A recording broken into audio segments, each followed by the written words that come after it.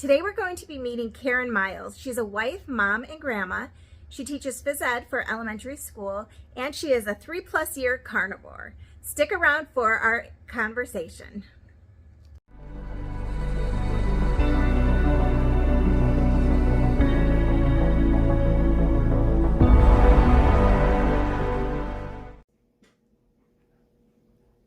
Hello, hello, Holly coming to you from Backpackin' Bible. I do carnivore hiking videos, and you can expect to see videos about 2 to 3 times a week until I hit the Appalachian Trail in May. At that point, I'll be doing videos 4 to 5 days a week, and make sure you go ahead and hit that subscribe button down below so you can catch all of them. Glad to have you on the adventure. I want everybody to meet Miss Karen. She is a wife, she's a mom, and she's a grandma. She is also a Carnivore Diet participant. And Karen, can you just, I understand that your carnivore journey actually started with a low carb diet. So can you talk a little bit about what brought you to low carb in the first place? First, hi, how you doing? Nice to meet you, Holly. This is our first time meeting. We've chatted a little bit on Instagram. I've been carnivore for 3 years and 3 months. And before that, I was 2 years and 3 months low carb. And low carb really helped me out a lot. I lost a bunch of weight. I got off my blood pressure medicine. I got off my cholesterol meds. I got off my CPAP machine. And that was awesome. I dropped some weight and I was feeling good. But still, I still had my cravings. I still would eat some food I shouldn't eat. So it was good, but it wasn't perfect for me. And one Thanksgiving, now don't forget, I'm 2 years into this low carb and feeling good. One Thanksgiving, we had some visitors from another country stay with us. We were involved with an international program, and they would come to our house and spend 4 nights with us in 5 days. And I bought all kinds of goodies because it's Thanksgiving time. And I thought, I'll buy these goodies and these people will help me eat them and I won't be tempted. Well, I was tempted. I had this thing called panettone bread. It's an Italian bread that usually they only sell around the holidays, Thanksgiving, Christmas. It's a Christmas treat, an Italian Christmas treat. Well, now you can buy them for months and months and months, but back in the old days, I could only buy at Christmas time. I'd buy 1 or 2 boxes. Well, I bought a box and I'm cutting it up and it's really good toasted. I toasted, put butter on it and for my guests, and I ended up eating some, and it's this big box. It's like, I don't know, like a couple pounds, this loaf of bread. So I ate way too much, like 3 days in a row. I ate that stuff because they weren't eating it fast enough. So, and next thing you know, my ankle was killing me so badly. I was so uncomfortable. This is low carb. So I was listening to Dr. Barry talk about the carnivore diet, how it helps with joint pain and all these other things. And they mentioned Kelly Hogan chick. I'm like, a long time carnivore. I'm like, let me check her out a little bit more because I've been hearing him say it. So I checked her out and I'm like, you know what? I think I'm going to give this a try.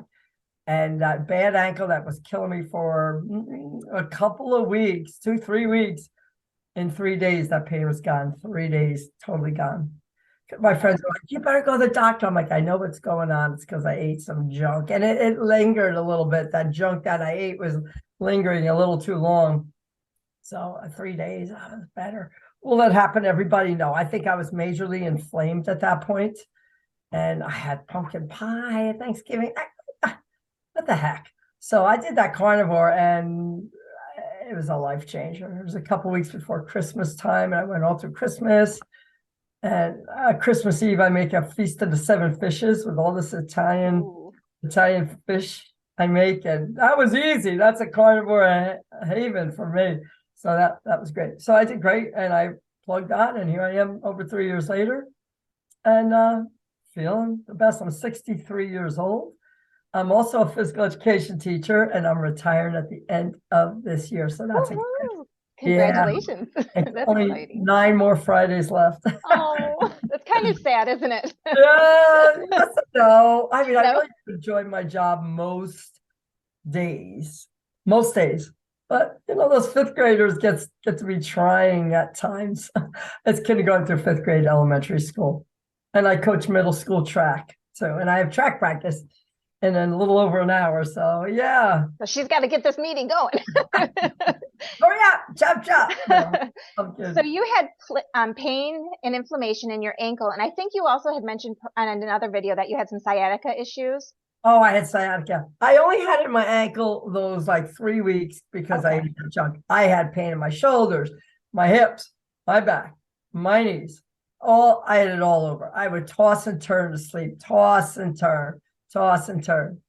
And it was excruciating. I mean, I didn't get sleep because I tossed and turned all night long. And I remember, I got hurt. It was very uncomfortable. The sciatica pain, I also had that for years. I think it started when I'm very active, and I started playing pickleball indoors one winter. And I think that type of surface, it's not like a wooden gym floor. It was like a tennis court. It was really rough. And I'm blaming that. But I still kept on doing it. But my sciatica pain was excruciating. I'd get up in the middle of the night, lay on the floor to try to stretch it out. And my husband would be like, whoa, maybe he'd go to the bathroom. He'd have to watch out for me. Mm-hmm. Or he'd be crying on the floor, trying to stretch it out. It was terrible.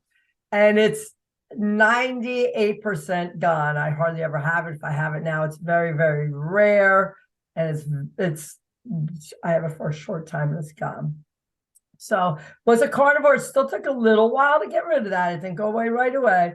I mean, when I was on the standard American diet, I bought and then even low carb, I bought a new bed. I went to acupuncture. I went to physical therapist. I stopped playing pickleball for a while. I mean, I did all kinds of things to get rid of that sciatica. Did a lot of stretching, did a lot of movement, did a lot of YouTube, looked at different things. Nothing. But now it took a little while for me to be carnivore to really help that. And I'm saying it's carnivore that helped me. It's worth it to leave the carbs behind. Yeah, leave the carbs behind. Karen, what does a typical day of eating look like for you? I usually eat 3 meals a day. Breakfast, I might have a couple of fried eggs and butter or bacon grease and maybe 2 or 3 pieces of bacon or sometimes just fried eggs. Lunch, I have leftovers, whether it's a part of a ribeye, whether it's a pork chop, whether it's some cold burger patties. I don't mind cold food. When I make it, it's hot. I enjoy it. But when I'm out eating lunch at school with my peers, at first I heated up everything, but now I don't mind it cold at all. Sometimes I put a little smear of butter on it. Sometimes I put a little smear of bacon grease. Sometimes I just go with how I feel that day. And maybe what my body's telling me. Dinner time, again, meats of some kind. I just got a brand new grill and I've been cooking ribeyes, but I just yesterday cooked a whole, I think I had 7 like half-pound hamburgers. They were huge on the grill, but they were fatty and it was a major flare up. And oh my goodness, I'm like, I better not ruin my grill on this. But they got a little charbroiling in on. They were outstanding. Nice. Put some cheese on. I do have dairy. I do put heavy whipping cream in my coffee. Sometimes I don't. I do drink coffee. I do eat salt. I've gone the no coffee route for a while. I've done the no salt route for a while. One thing I do have as a carnivore, and I had it low carb, I have leg cramps. And it's painful at night, but I'm not riding a high right now, probably about a month and a half where I haven't had many of them. And sometimes, let me tell you a trick I have that I saw it one time on a Facebook page and I can't find it again. And I've told major big time carnivores, even Dr. Berry, I paid to have it on a YouTube chat with him, like he was doing a live, and I sent money to tell people. He told people, and he's like, I want a cramp tonight to try it. But sometimes, not every time, but if you suck in your abdominal muscles, like do a crunch while you're sleeping, while you're in bed, you get a leg cramp. I suck in my abdominal muscles, and sometimes it makes that cramp go away. Interesting. I'm doing it right now, even though I don't have cramps. Yeah. Plus, you're going to work out while you're That's awesome. teacher. Let's go. So that doesn't always work. If that doesn't work, I have to stand up. I call it mild, moderate, and severe if I get a cramp because I journal. Mild, I could just suck in my abs or possibly pull my toes up, and that could help. Moderate is when I have to stand up. Severe is when I have to go take mustard. I know people do pickle juice too, but I have to go in the kitchen and take mustard. When I'm having a whole bunch of really bad ones, I'll keep mustard on my bedside. And when I travel, actually, I'm going away this weekend, and in my little kit, I will have packets of mustard and put it at my bedside, or I'm going camping in a cabin with some friends, but I'll put it on my bed, my nightstand when I go to a hotel. Because that That's mustard. great tip. I had never heard of a mustard. My husband uses pickle juice if he gets a leg cramp or a foot cramp, but I didn't know about the mustard. So thank you. That's awesome. Welcome. But the stomach, he's having to do a crunch on the stomach too. If I don't have to get out of bed to stretch it out, I'm happy. Yeah. So if I just suck in my stomach, my abs, I'm good. That's really interesting. I think about the mechanical work of why that's working. It's interesting. I've asked people too. I even asked a physical therapist that was at my building one day. I asked a friend of mine who was a student, and I don't know. I think it's just, nobody really has an exact answer, but I think because I'm making my muscles and my abs work, it's relieving the pressure. And my other muscles that are cramping, like my calf. That's my theory. I like it. We'll go with it. We'll go with it. Very well said. I love it. So you mentioned that you have some grandchildren, as do I. And so I was kind of wondering, with your carnivore diet, when they're visiting and you need to feed them, what is your plan around them? I still eat carnivore, but I'll tell you what I have a couple things I do non-carnivore. Sorry about my lighting. I'm by the window and it's That's like okay. a bright. You're like an angel when it goes really bright. My husband might disagree with that, but what do I still eat carnivore, but one thing I do sometimes around my kids, I eat some fruit sometimes, like maybe a couple times a month. I do. Not a lot. I can't have a lot because it'll binge me into stuff, but I sliced up a couple apples yesterday and I did have a few slices. I'm not telling people to do that. I'm just saying. What you do? Only with my grandkids. Yeah. And maybe, I see them every Sunday like clockwork, and then other days during the week. If I go to their house, I don't eat it, but I sometimes eat fruit with them. I do. I don't know. And they know I'm carnivore, so they don't try to give me other stuff. I make carnivore pancakes with cream cheese and egg. They love it. They said they're better than their mothers. Love it.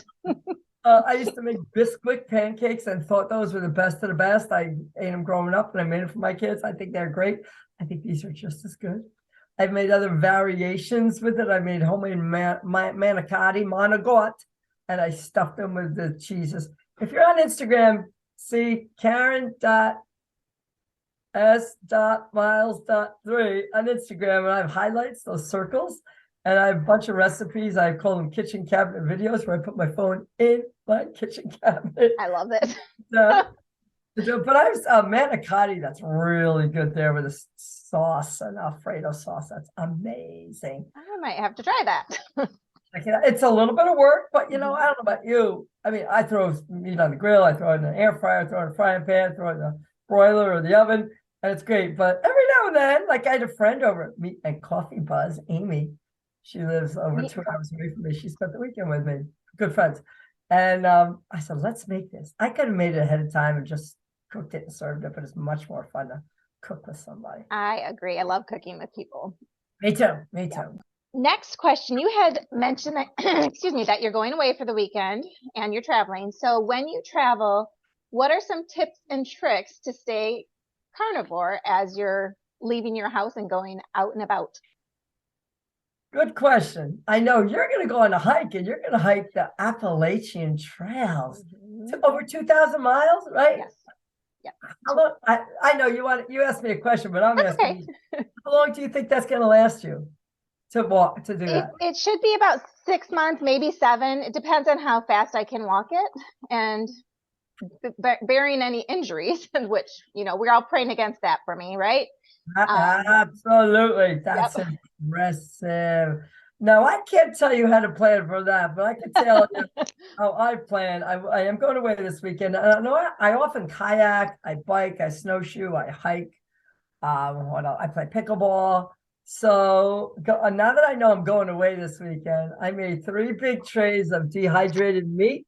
Nice. So it's just thin meat that I get from my butcher, not from my butcher, from the grocery store that I've gotten it from. I've had the meat department cut it for me. But thin meat, I cook it. I put it in my oven for about 7 or 8 hours, as low as it goes. Mine goes to 170. I have it on a cookie sheet with foil and on a rack. And I cook it like that, flip it over every couple hours, and then I shut it off and leave it in my oven for another 2 or 3 hours.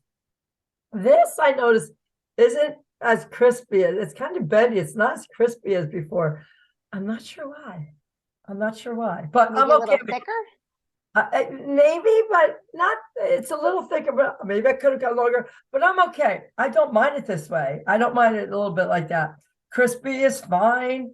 And it's all different. It's dried. I do keep it in the refrigerator, but when I go on this little camping, and we're going to stay in cabins, I know there is a refrigerator in the main dining hall I could use. I already talked to the administrator because I'm bringing some burgers, cheeseburgers. I'm bringing this. I'm bringing some hard-boiled eggs. Because she actually sent me the menu. So I told her I have a meat. I eat a special diet. So she sent me the menu. I'm like, good, I'm not going to have that ravioli. I might eat the insides, and I'm not going to have the bagels and the muffins the last morning. I'm definitely not going to do that. So I might even fast that morning because we leave at 11 and worry about it when I get home on the drive home. I also always carry Redmond's real salt with me. I love these little minis. That's cute. And I brought show and tell. So when I go biking, I'll freeze a water bottle and I'll bring some other water with me. And I have this insulated bag, and I'll put all my food in there, my hamburgers, whatever, roll it up, put rubber band around it, and put it in my bike bag. And I have my Redmond salt in the bottom too. So I always have food for the day, or put this in my backpack. At least I have that frozen water bottle. If it's hot. Right. It's not that hot. I'm going to eat it within a few hours. I'm not going to die. And then I'll have extra water bottles in my bike bag if I'm biking or kayaking. I go on hours down. I actually have to sign up today for something called Floatzilla. I'm going to float down the Mississippi River. It's between Illinois and Iowa. It's about an hour from where I live. And I float. I'm going to float. I don't float. I paddle. It's a 12-mile trip down the Mississippi River, and I will definitely have food and with me in my cooler, and they have food at the end, but I'll eat my own food. That sounds amazing, Karen. I get to go through a lock. You lock a dam, not through the dam, through the lock, and your water lowers. And, it's a neat experience. I've done it a few times now. It's a lot of fun. That would be fun. I love that you're doing that. So as you work in a public setting, being in a school, how do you feel like your journey, do you feel like you've influenced anyone in your carnivore journey?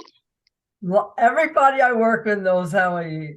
It's a small school. We have 170 kids. So it's a small school. Everybody knows how I eat. Every now and then they'll do like fun little things. If the principal's giving out treats to everybody, chips and candy, he'll bring me meat sticks or something like that. And actually his daughter goes to my school, and as a Christmas gift, he gave me a really nice gift card to the local meat butcher. So a lot of people support me. One day they were having, I'm on the Sunshine Committee. It's one of the committees. And we did an ice cream bar. Well, not for me. But my friends, the other ones on the committee, gave me a stick of butter, put an ice cream stick in it. I love Give me it. a stick of butter. So they support me big time. Some people I know get cows, a quarter cow, like we get a quarter cow. And my friends get it too. And they're like, Karen, you want me to set you up? Yes, they know what I mean. They gave me the heart, the tongue, and the oxtail. They said, you want liver? I said, no, I don't want the liver. Not your thing.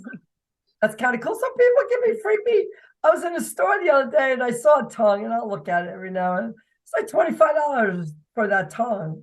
So I get free meat. Heart, my granddaughter who's 7, she loves heart.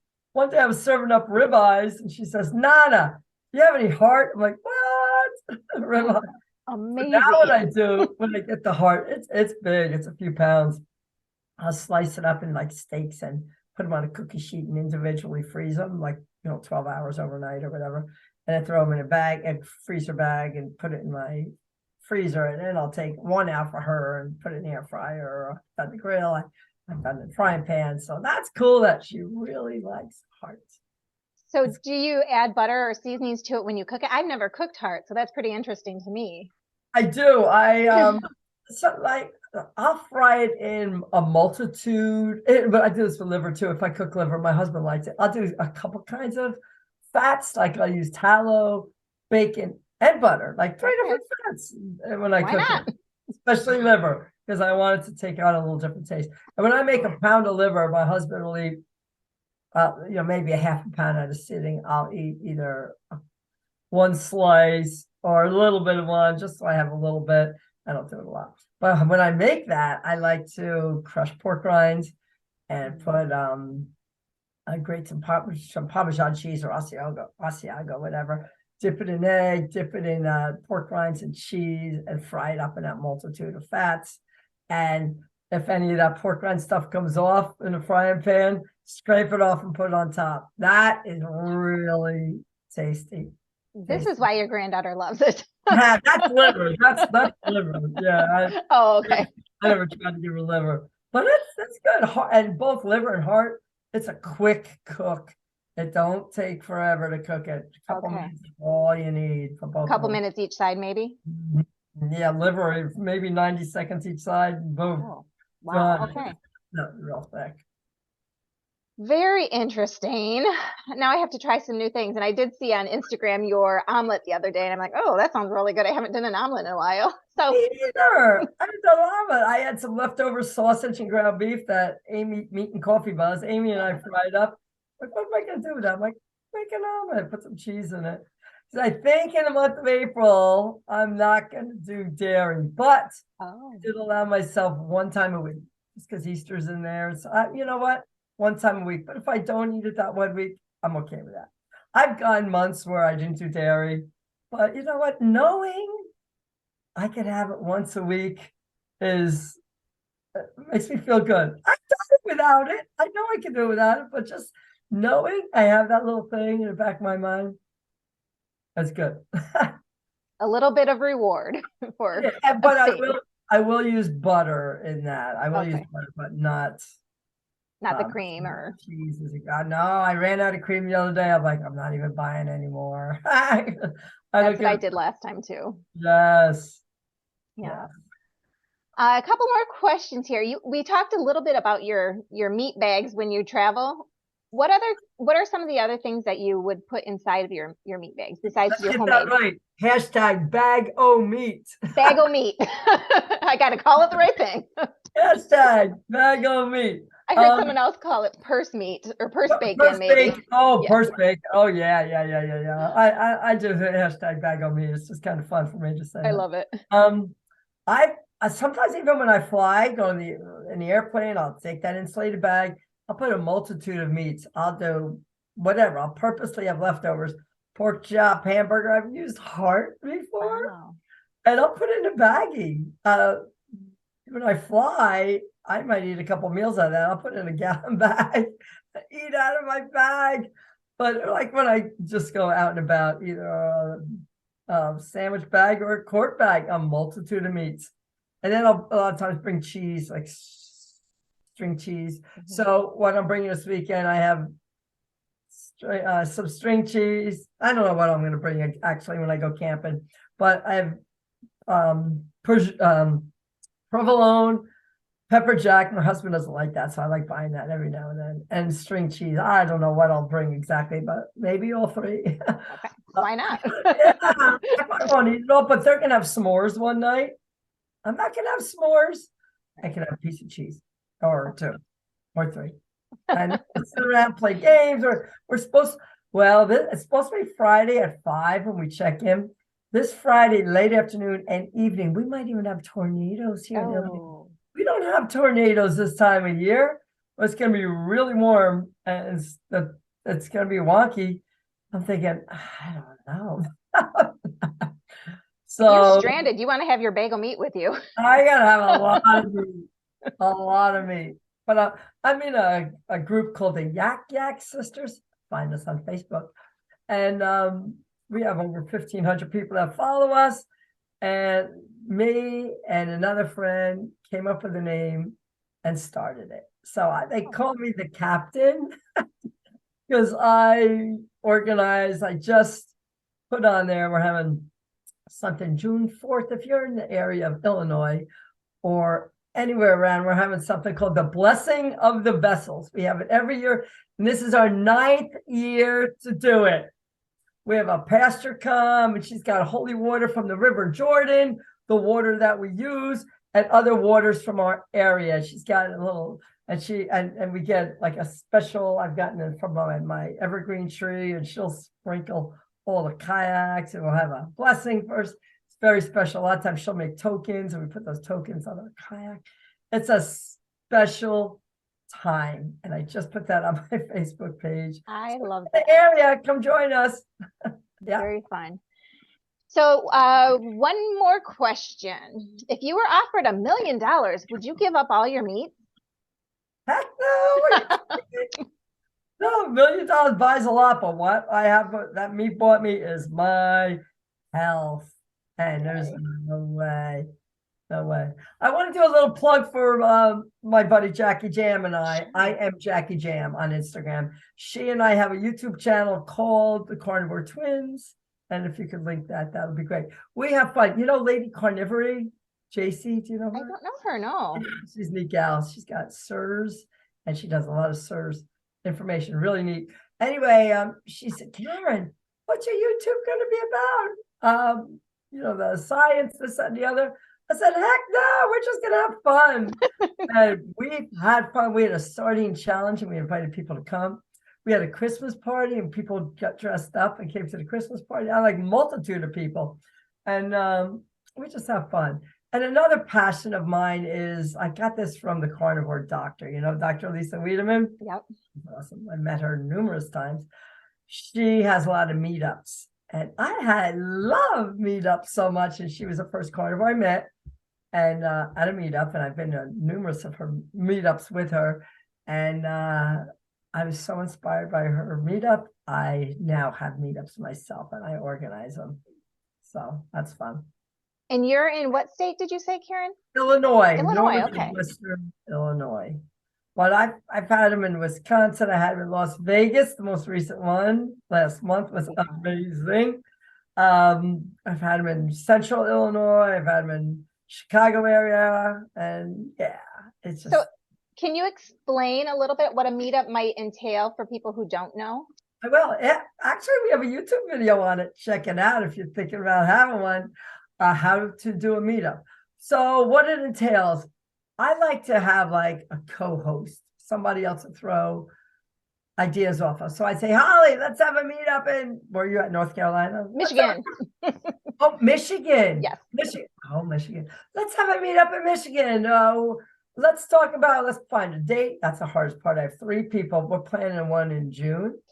No, not in June. August. Yes, okay. August.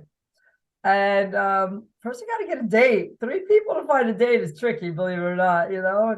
So it's going to be in the Chicago area somewhere. We don't have any details yet. We just met one time this past week.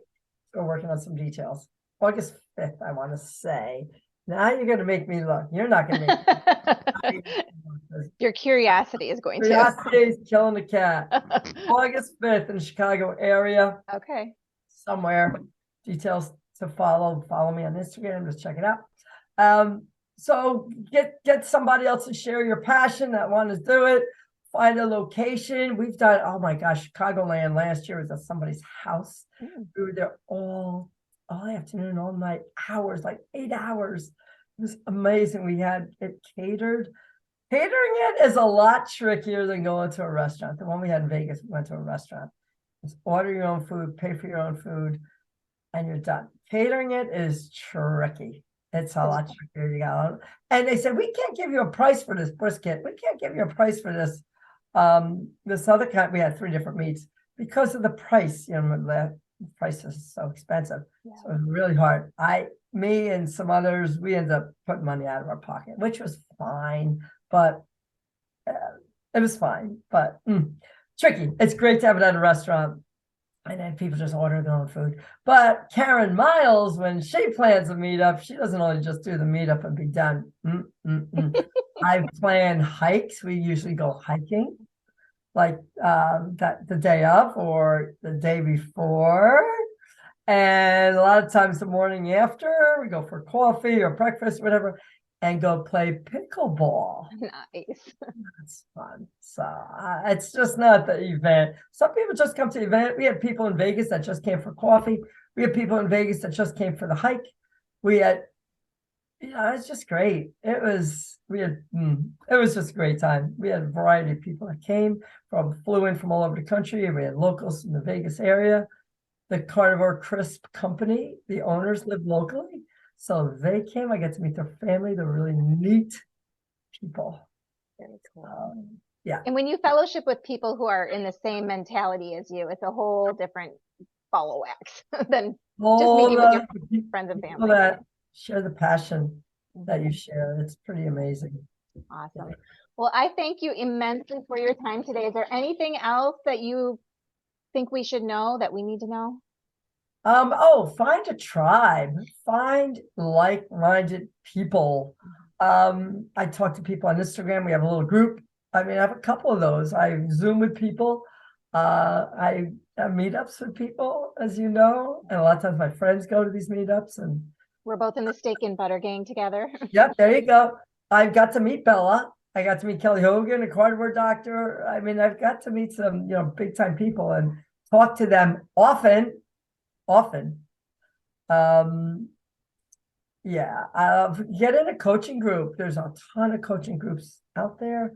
I've been in numerous ones and I'm still in some. I was with Bella, Steak and Butter Gal, when she first started. I was one of the original 10. She calls me the OG. I'm currently in Kelly Hogan's group. I've been in there. It'll be 2 years in a few months, maybe. I mean, not as soon as she started, but soon after. I talk to her every day, Kelly Hogan. You guys are buddies. Yeah, she's a special lady. I give her ideas sometimes, and she's like, Karen, what do you think of this? I'm like, no, I don't like it. She'll do it anyway.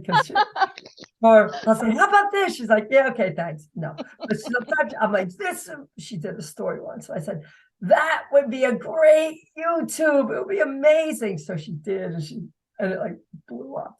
Nice. Like, see, I told you. I know her kids. I talked to her kids, and I met her husband, and great. I met her kids, great family. Actually, I'm going to go visit her this fall. I'm going to retire, and my husband and I are going on a retirement tour, 3,000 miles. I'll be passing you by on the Appalachian Trails. Over it, around it, through it. But yeah, so that's you'll be on wheels. A lot different story. Definitely. How exciting. Well, I truly appreciate you, Karen, and I look forward to chatting with you more in the future. And I just want to say thank you and God bless you. Hey, thank you. What's your Instagram? I mean, I follow you, but I know people you're gonna have it linked below, but what is it? My Instagram channel is called Oily Carnivore Hikes. What's the first part? Oily. I use essential oils, and so Oily Carnivore. About that oily essential oils. Yeah. Gotcha. Yeah. And I was trying to originally find a way to marry my carnivore lifestyle with my plant-based cleaning products, and and I was just so confused. And I'm like, you know what? This is what we're doing. So good. Yeah. Good. All right. Well, you have a wonderful day at your track class, and we will chat later. Yeah. Bye. Thanks, Karen. Bye-bye.